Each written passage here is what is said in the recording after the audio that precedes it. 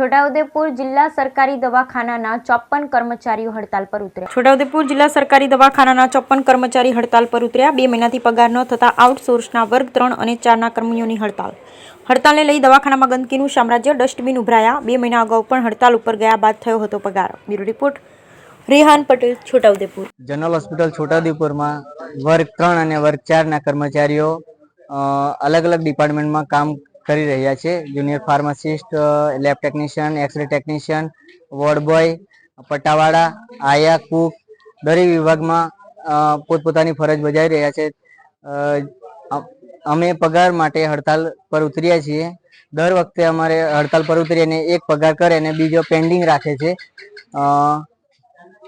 વારંવાર અમે ઓફિસમાં અને કાર્યાલયમાં જઈને વાત કરીએ તેમ છતાં અમને એ લોકો એવો જવાબ આપે કે પગાર થઈ જશે, ટ્રેઝરીમાં ગયેલું છે બિલ, થોડા દિવસ પેન્ડિંગ છે, પછી થઈ જશે, એવા જવાબો આપીને અમને વાળી દે છે. વારંવાર આ હડતાલ પર ઉતરવાથી